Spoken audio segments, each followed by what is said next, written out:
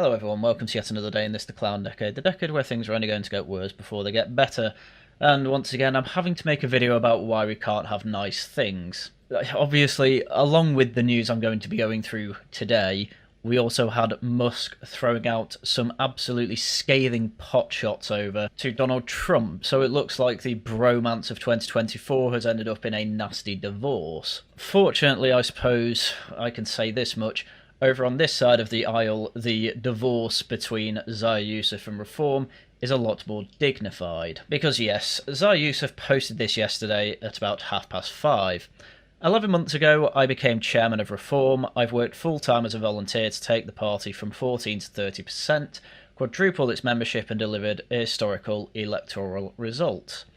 And that is credit that he is absolutely due. There is no doubt about that. You do not come in as party chairman, get told to organise the party to make it a lot more professional, succeed in that. From almost every aspect of people and contacts I have within Reform, not just in Wales, over in England as well, Scotland I don't know so much about, with almost every councillor I know in private telling me they are happy with him, and as we will go through, almost everyone who has a public profile within the party singing his praises and not take credit for that. He has done phenomenal work, and this is nothing short of a regretful position that the party has found itself in. I no longer believe working to get a Reform government elected is a good use of my time. I hereby resign the office. I mean, you've got to bear in mind, he was doing this all for free, given he had set himself quite well up for life, as he sold a multi-million pound deal with a company he ran and set up, and that was part of the reason he was brought in, because he was good at setting up companies and professionalising them. That's what he did largely with Reform. Although politics is very different to business, and, well, he probably ended up in positions where a lot of people did not particularly get on with him. So while a lot of public-facing people were saying they were sad to see him go, it doesn't mean he got on with them all. However, it's a stark difference to when other people have left the party. So why did this all happen? Well, political canon is that it was pretty much everything to do with this particular question in PMQs, the maiden question for Cheshire Housewives nationalist of the party, Sarah Pochin. Given the Prime Minister's desire to strengthen strategic alignment with our European neighbours, will he, in the interests of public safety, follow the lead of France, Denmark, Belgium and others and ban the burqa? Yeah. Prime Minister. We don't need to go into his answer, it was basically just all obfuscation and bringing up Liz Truss for some reason. But anyway, it was my opinion that this was a perfectly fine and reasonable question, one that was supported by the MPs. They were all with their saying hear hear. They were all on Twitter saying she's going to make a big question and a bit of a stir in Parliament. They all knew that this was coming. However, it was announced by a spokesman that it's not party policy to ban the burqa. What the position actually is to effectively have a national debate on it.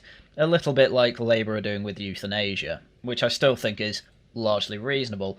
However, there were agitators and historical agitators toward Reform online. People like John Wong who were saying Sarah Pochin called for a ban on the burqas, and within minutes Reform declared that that's not actually party policy. Reform under Mohammed Zia Yusuf will not save Britain. And this is something that has been honestly bothering me for some time. Zia Yusuf's religion and race comes up an awful lot in conversations about him. It's been noticed. It's not exactly something that's hidden.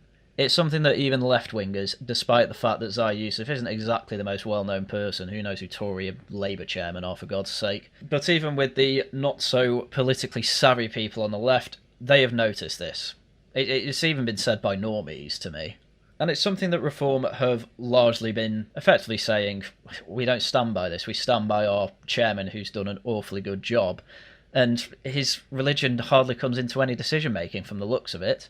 Even at Easter, he posted a incredibly Christian message, which is completely different to the other based and red-pilled parties we have on the right, apparently, like Homeland, where it was entirely a secular message. And yet here we are having a Muslim chairman making a Christian message at Easter. You don't even see that from the Conservative Party these days. and they don't even have a Muslim as leader. Anyway, Zia did something I've not actually seen him do before, which is he fed the trolls. And so clearly he's seen plenty of tweets and replies and quote tweets to him like this before, for 11 months. And he says, just to be clear, I learnt about the question, the party's position, i.e. it not being policy for the first time on my X feed. I'm busy with the UK Doge, effectively saying this is all compartmentalised. You know, he's got 10, well, he did have 10 councils to go through with Doge to spring up all the wasted money, corruption, money going where it shouldn't be, etc, etc, etc. But know-it-all idiots online instead have this different idea that, oh, Reform are actually having a civil war over this because Sarah Pochen has asked a question that obviously wasn't vetted, which is obvious nonsense, because Richard Tice was saying, oh, a question's going to be asked.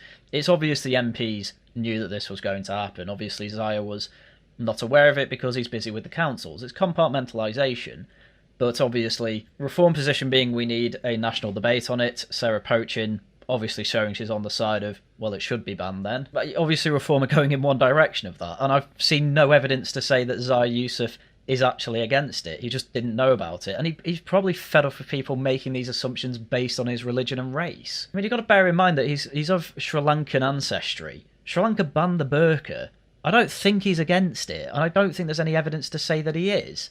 But here are people like John Wong, and as we'll go into, Katie Hopkins, making assumptions otherwise. And I'm not being funny, but he's had that for 11 months.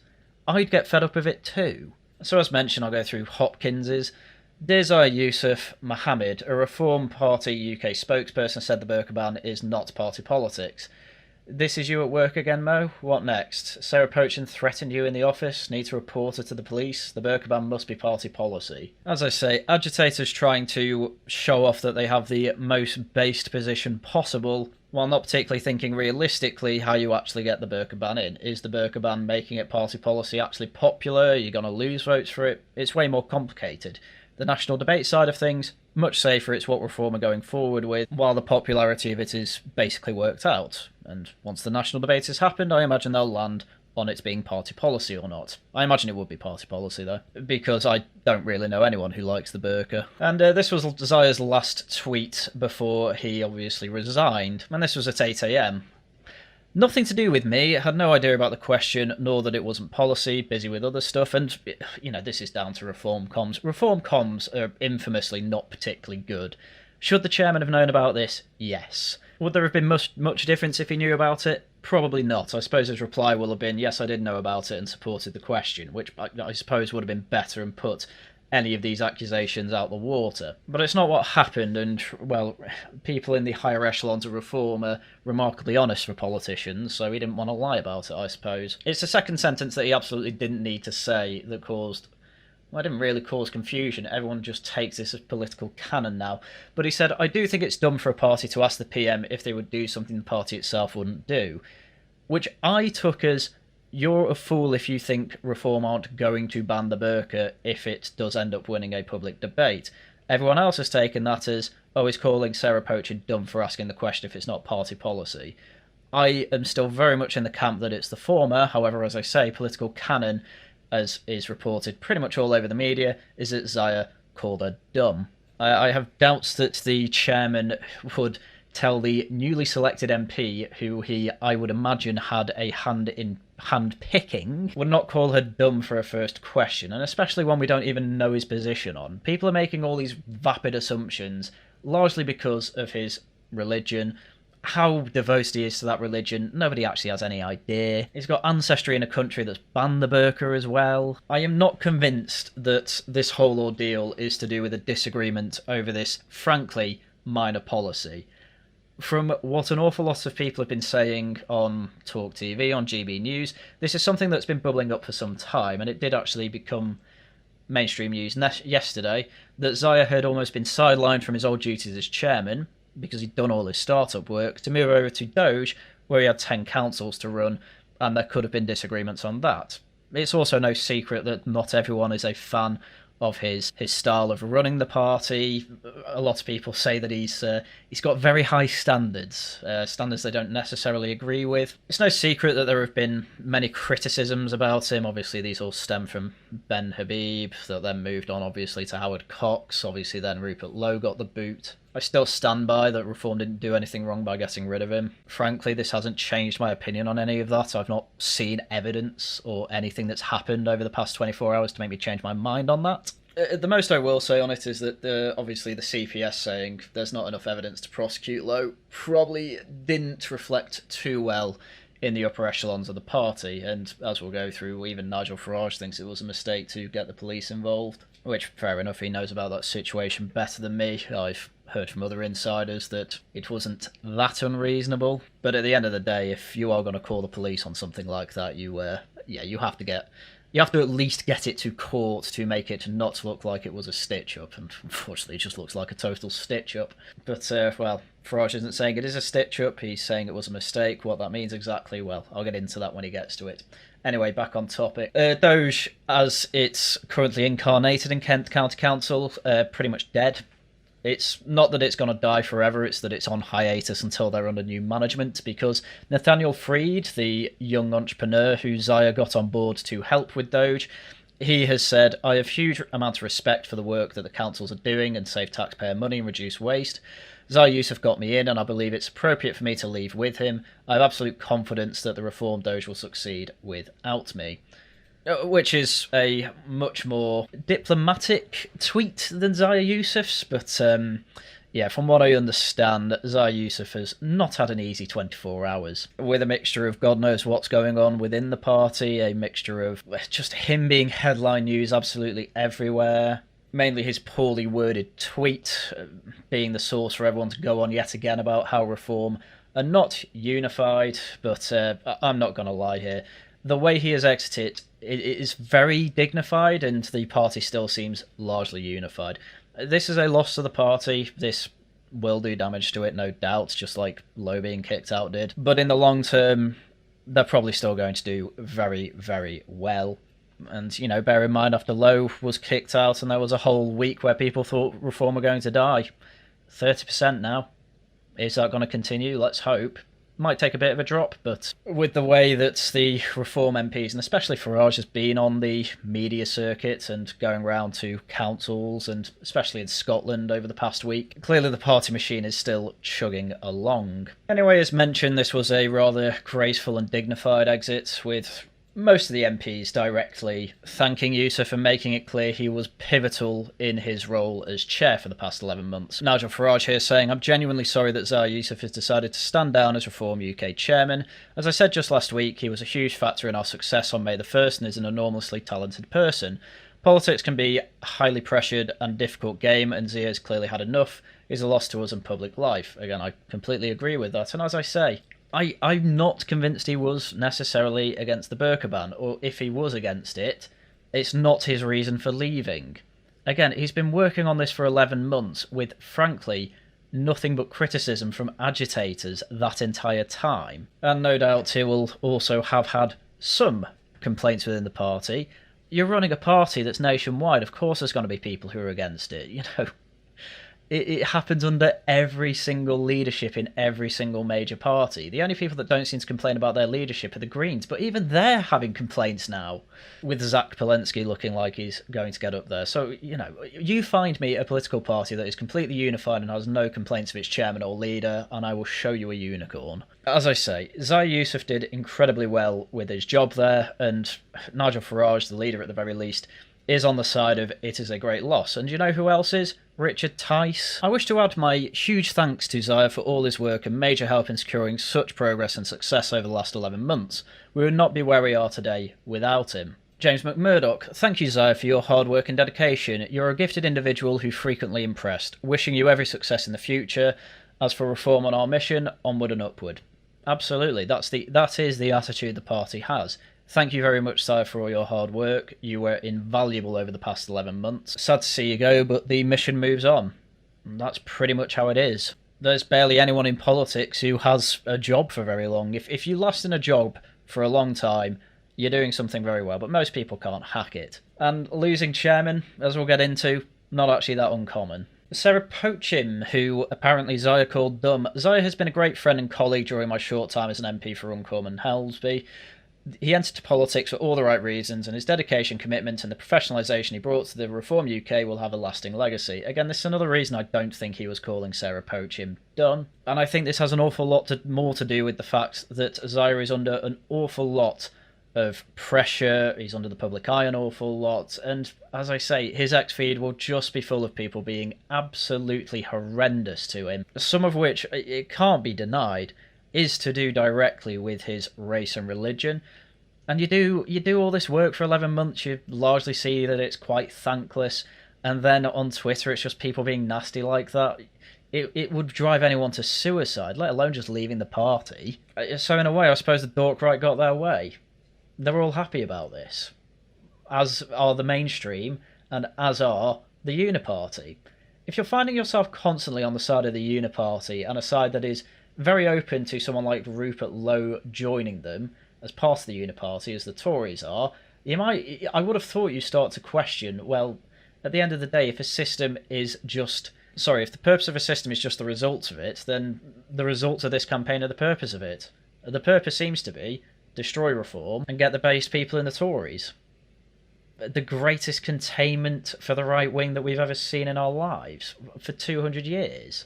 It just seems mad to me that nobody's really appreciating that. But anyway, we'll move on finally to Lee Anderson's tweet. Lee Anderson's was the most unique in that he didn't even mention Zia, just saying onwards and upwards, we keep fighting until we take our country back, nothing will stop us. Lee Anderson very well could have been one person who didn't get on with Zia for all we know, but I doubt we'll get particularly any details on what Lee Anderson thinks of Zia, and as I say, it's still on message, onwards and upwards, you have to move on. And it's what Reform are doing. The oddest person in Reform I did see a goodbye Zia message, tweet from, was Aaron Banks, saying, astonishing that everyone thinks they are responsible for the meteoric Reform rise. As the old saying goes, success has many fathers and failure an orphan.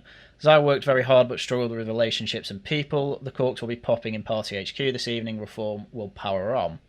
Somewhat unnecessary, however, at the end of the day, this is politics, and at the end of the day, moves like this effectively saying Zia Yusuf was not necessary for Reform to succeed, you will be seeing from people as a way effectively to say Reform will power on as we are.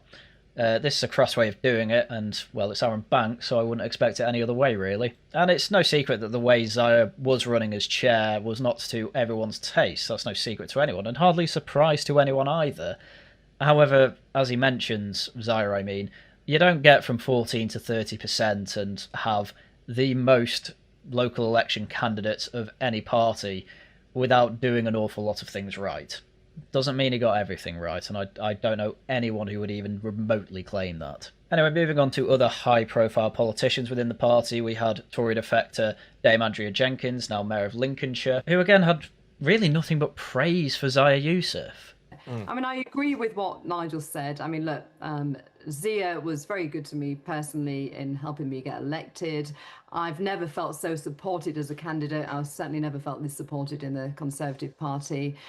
He was there in the week of the campaign with volunteers, cheering them up in Lincolnshire. So, as I say, this is overwhelmingly in support of Zia. There's the odd bad thing, obviously, Aaron Banks has to say, but even in Aaron Banks' statement, it was Zia worked really hard, and saying maybe he is taking too much credit in his exit tweets, but oh well, he certainly deserves a lot of credit, what can I say? That certainly seems to be the prevailing view of pretty much everyone at the head of Reform.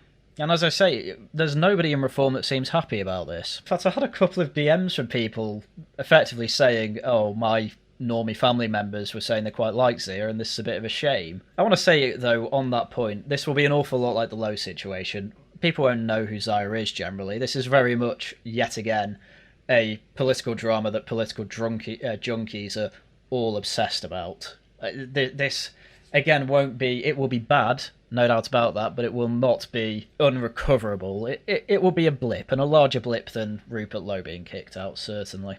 And then she was specifically asked after saying Zia seemed really excited about doing Doge that, well, is this all about the Burqa? Then it happened on the same day, ignoring the fact it also happened on the same day that he got relentless criticism and yes, even abuse on Twitter. And it's not like he's trying to get anyone in legal trouble for that, is it? He's just saying, I've had enough of this, goodbye. No, I mean, who knows? I mean, look, you've got to ask Zia that, haven't you? Only he knows. But let's face it, if he was thinking of going, he wouldn't tell me anyway, would he? He'd speak to Nigel first, wouldn't he? And this is basically the take that I think we can only take away. We have no idea. We have no idea how much the Burqa ban actually had to do with it. But then at the end of the day, Jenkins gets asked about the racist abuse he receives online, which I know everyone's instant reaction is, oh, but that's a leftist talking point.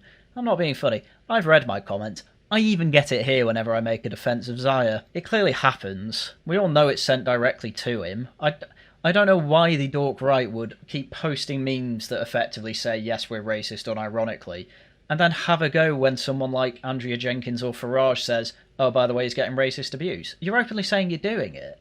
Why even remotely try and deny it? And why have a go at them when they point out that it's a bad thing? Anyway, here's a point on the Twitter abuse. I mean, look, I've seen some of the comments on social media, especially on Twitter, that have been quite abhorrent towards him. But as I saw myself in the election, it was the dirtiest campaign I've ever fought. And all as reformers, we do get it thrown at us, unfortunately. Yeah, and as I say, I'm pretty much landing on this is the reason he just had enough. It's probably the most stressful job in the world being in reform at the moment, where you do get an awful lot of positivity on the ground from, well, the population, they're a populist party after all. As soon as you get to weirdos on Twitter or the just complete snakes that revel in both the Uniparty and, of course, the mainstream media as it exists, it's just constant criticism. It's not going to do wonders. You have to have exceptional fortitude to be a politician on the outside of the liberal left mainstream these days. And now that they're endangering all the other parties, yeah, it's only ramped up. That on top of everything else, it's understandable why people would drop everything and just go for it, especially if you're not being paid for it. That's got to be a kicker. Anyway, Andrea Jenkins also brings up the fact, of course, that, well, she's quite used to people coming and going in politics. No, but I'd say, look, gosh, I was a Tory for a long time, and how many party chairmen resigned? Gosh, I've lost count how many party chairmen. Every time there was some by-election defeat, they'd often get sacked, or if they bristled up with a prime minister. We saw how Dowden resigned to bring Boris down. Yeah, I think the statistic is that I think on average they were losing a party chairman every 5 months for about a 3-year period. Post-Brexit Tory party was just an absolute mess. I mean, honestly, if you remember what it was all like, it's making reform look very united, to be honest with you. And as I say, this is the reform position at the moment. It's a very hard job. Zia had enough of it. He was unpaid after all. And obviously he was getting sidelined from his other duties as chairman to do Doge, and he wasn't necessarily happy with that. No doubt there were arguments about it. This was a multi-layered thing, and I think the Burqa things just... I think a lot of people really, really wish that to be true. I'm yet to see any evidence that he actually was against the Burqa ban, and you never know, in the future, turns out it might have been. And you know what, if that's the case, maybe it turns out it'll be a good thing he goes then. Maybe we can all be happy with that, but I'm not convinced about that at the moment. But it's one of those things we'll have to wait and see, effectively. Anyway, obviously, this led on to Nigel Farage being interviewed on GB News about this. Here he is explaining, well, the drama from yesterday. I suspect that he thought, I don't know, but I suspect that he thought it just wasn't one of our priorities. We've got other things to talk about. The cost of living crisis, the net zero madness, the channel, open borders, the population explosion, the NHS not working. I mean, whether Farage is just trying to cover for him or not, it's a fair point, really. Yeah, there are much more pressing issues at the moment. The Burqa thing's more of a periphery cultural thing. I think that, I say, talking about bringing the death penalty back, that probably will have been much more hard-hitting, and you have a great excuse of talking, obviously, about Axel Ruda Cubana causing issues in the prison he's in. But even that might be not one of the priorities. Talk about something more directly about immigration or cost of living, the two main issues that people are having. The thing is that banning the burqa, sure, it's probably not a unpopular idea, but, when you've got your maiden question, maybe have something a bit more up the top of people's priorities. As I said before, I don't think it was necessarily a bad question, but whether this is an excuse to hide what Zia Yusuf really thinks or whether what he really thought, I don't think it's an unreasonable criticism. But obviously, again, as I've said before, I think it's much more to do with the fact that almost every time something goes wrong in reform, Zia Yusuf is blamed, and it's really not long before his skin colour and religion are brought into it. It's been relentless for 11 months. I think anyone would give up on it at that point. It's right to have a debate about this. Zia didn't like it, obviously, but no, I think before she said that, he pretty much... Listen, he's had enough. And can I just tell you... Here we go, by the way. I'm largely landing on what Nigel Farage is saying here. I just agree with what he's about to say. And yeah, Zia will have enough. You would have enough if you're doing something completely voluntarily, largely having it be thankless, and have absolute weirdos online have a go at you for things you can't change about yourself. That it's 100 hours a week, it's 7 days a week. It is totally unrelenting. On X in particular, it's full of vile trolls, particularly the alt-right types, who have been just outright horrific towards Zia. This is definitely an unpopular opinion for, well, the areas of the internet I straddle, but it's basically true. It's true. They say they do it themselves. They don't particularly hide it, but then when they're called out, they act surprised. It's all very strange. There have been people I know who effectively say, online, I am a proud racist, and it is effectively my job to be racist. And then when people like Nigel Farage come out and say, oh, there's been quite a bit of racist abuse to Zia Yusuf online, start calling them leftists. It's like, hang on, you said you were doing it. I don't want to name names because I don't particularly want to snitch on anyone, really, or particularly cause any drama, but this is the type of thing I've been seeing everywhere, and there are people that I have seen, not necessarily doing it directly to Zia, but do talk about it, and I've seen it in my comments as well, who I've directly said to them, like, this isn't a great way to act, and it's not particularly good critique. But I will say, at least to most of the people I do have a go at for that, they do keep it mostly offline, or at least not direct it directly at Zia, but there are plenty of people whose effectively whole mission for 11 months has been, oh, I don't like the fact he's a brown Muslim, I'm going to complain about it every day. Relentless, as he says.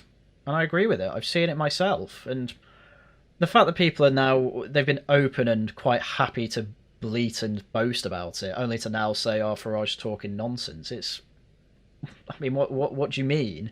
You were boasting about it. And, you know, I know he said the good old alt-right types, but at the end of the day, he's probably not caught up with the fact we call them woke or dork right now, so whatever.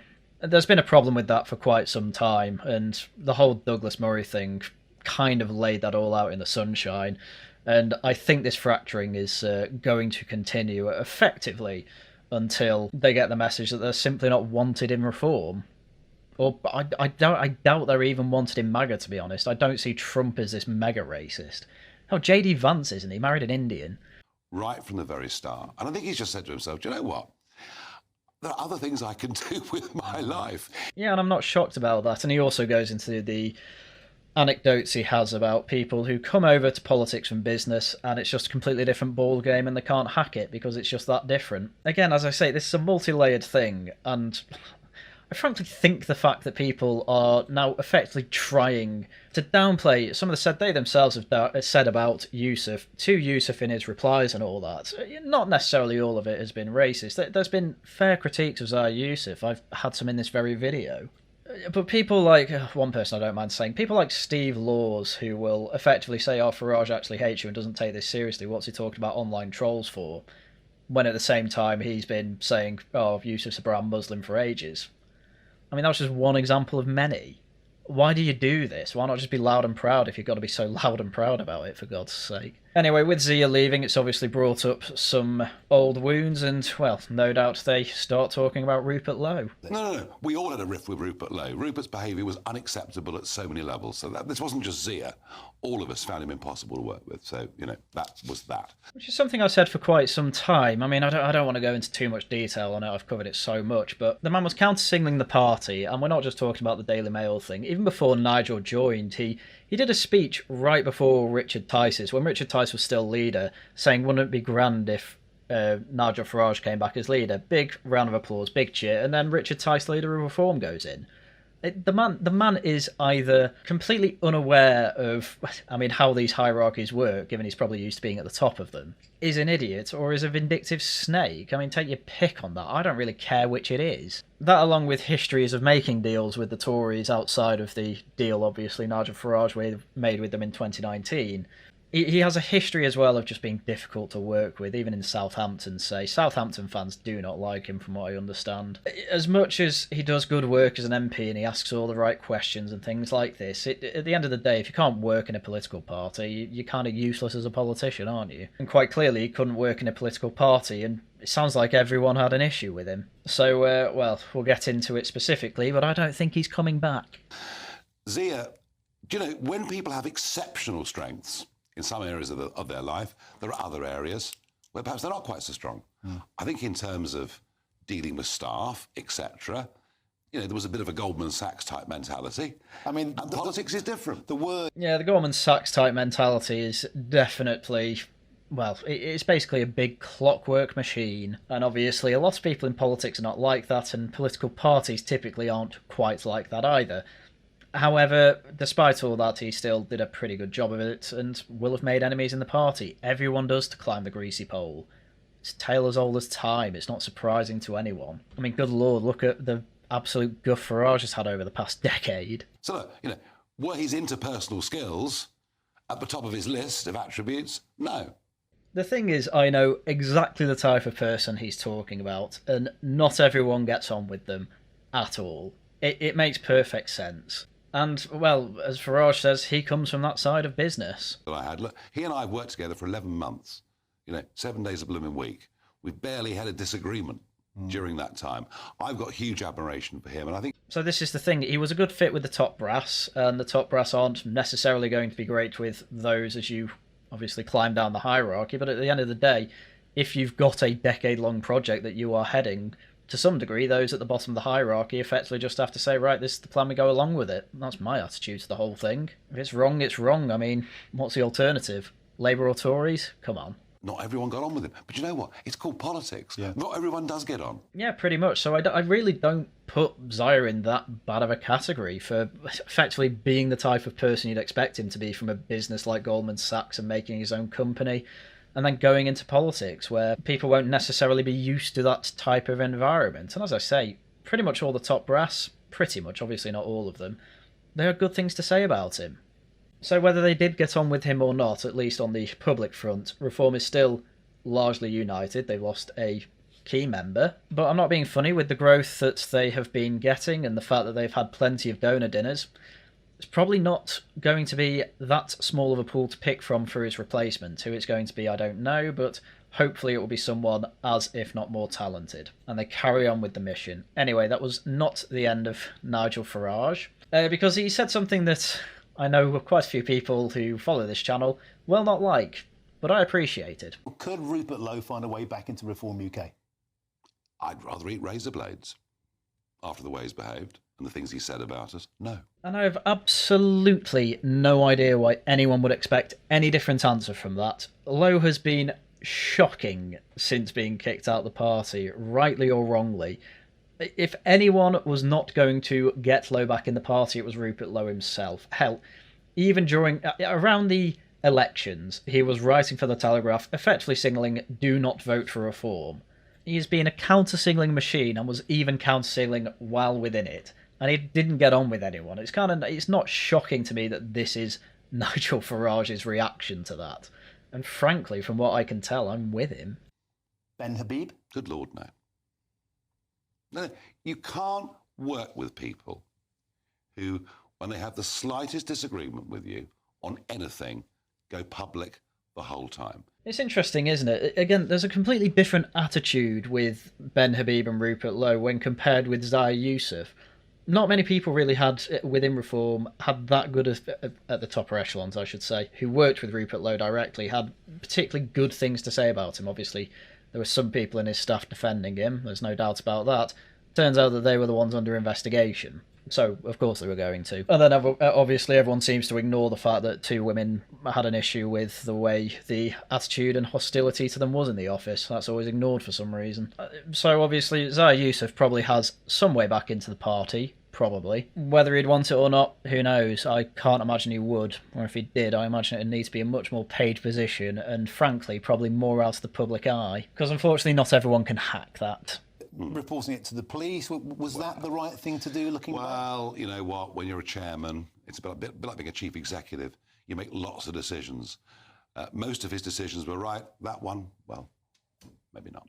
Always an interesting take with things like that. The thing we can't really decipher here is, as far as I'm aware, Nigel wasn't in the room when the altercation happened, and we know two did happen because Rupert Lowe confirmed it himself. How bad they were, still, nobody really knows. You're going off words from one another. CPS has obviously found it's not criminal. The police found evidence enough to hand to the CPS. As I say, it's still a grey area. But what I'm saying here is, Nigel Farage's perspective, I don't know if he's saying there that he shouldn't have done it because it didn't happen, or if he's saying he shouldn't have done it because of the negative press it brought Reform.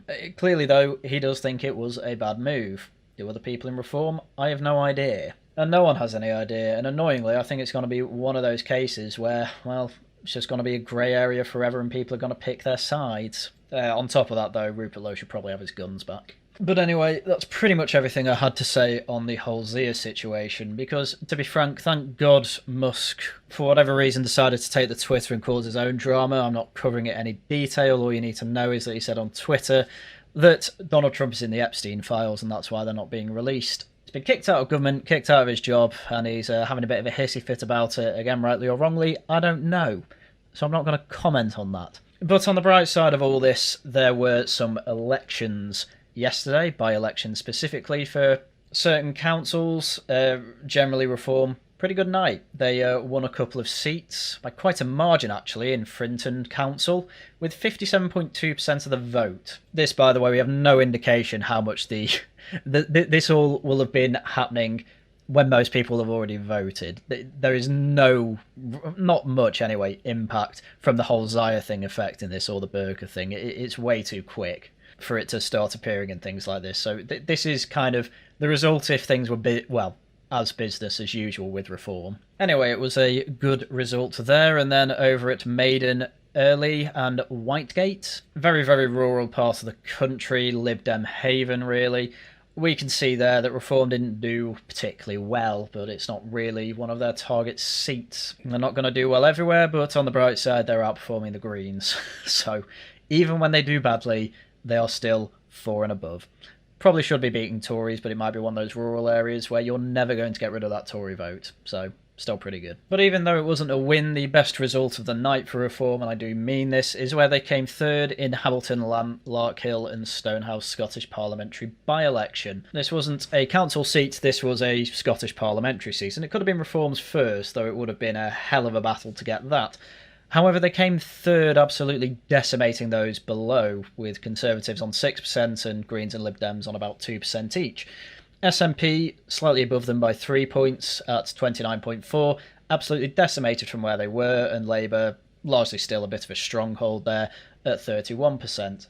And it's things like this that are the reason you can't let these hiccups with people leaving get you down. There is an overall project that is very much with momentum, and along the way you will lose talent and have it replaced. It's just a natural part of the political process, especially with a new party that's still very malleable. But the fact that in Scotland we have pretty good evidence that Reform can do what the Tories did not, mainly because of the change of name, really, as a right-wing party, and the fact that they are competitive with the SNP, and they push a little harder, even Labour. They're only 5 points behind them in this poll. Well, this election. It's very good stuff. It's very, very, very good stuff. It's an excellent result for them. All right, it's not a win.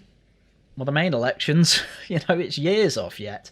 The big one, the general election, years off. This is all recoverable. And the council so far, they're not doing anything I've seen that's been horrendous. Though, again, they don't have an awful lot of power, which is also another thing that Zia might have been fed up with. He found out that actually councils don't have that much power because all the power is so centralised to Westminster. And, do you really want to disappoint people and then wait 3 years to try and win that? Probably not. But as I say, it's a multi-layered problem that Zia had, and I can't really blame anyone for not wanting to be at the centre of politics anymore. Anyway, the momentum's there. There is a much bigger pool of talent to select from when it comes to the chairman. Farage clearly knows quite a lot of people for quite some time, so I would imagine the replacement, well, it will be fairly rapid, hopefully. And as I say, hopefully as talented, and if not more so, than Zia Yusuf was. I can't imagine there are many people like that out there, but in the pool that, as I say, Nigel Farage has to choose from, he'll probably won't have too much issue with that. In terms of people now being emboldened, yep, that's going to happen. They've smelt, I guess, they've pushed on mush with Zia, they feel here, so no doubt you're going to see an awful lot more push to try and get, well, Reform to effectively take the Homeland direction of travel, despite the fact that Homeland have very clearly made it their mission to be much more like Reform anyway. I can't see it working. The people at the head of Reform at the moment, they're a lot more of a bulwark against nonsense like that. Farage especially has decades of experience dealing with it, so I wouldn't get your hopes up on that. All in all, as much as I liked Zia and can appreciate the work he did, at the end of the day, come a year's time, people will probably forget about this. You know, I think the same thing is largely true of Lowe. People still don't really know who he is. It's more a bit of a, oh yeah, I remember that Lowe situation, kind of. I reckon the same thing will happen with Zia in about a year, at least I very, very much hope so. Because at the end of the day, you know, even when Maggie Thatcher was coming to power, people came and went with that political project. It's just part and parcel of, well, being in a political party. And we're in a much more hostile situation here, it can be argued. But I am sure that cooler heads will prevail. Anyway, I think with that, I will leave it there. So, thank you all very much for watching. Next Tuesday, it's Tosh Talks. Next Thursday, it's Subnautica. And next Saturday, it is, of course, Laughing at the Guardian. Videos out as and when I can make them. If you enjoy what I do subscribe, leave a like, leave a comment. You can also, of course, donate money via becoming a member or donate money via Super Chats and Super Thanks. Those are all very much appreciated. Right, with that, that's everything I had for you for today. Once again, thank you very much for watching, and until next time, goodbye.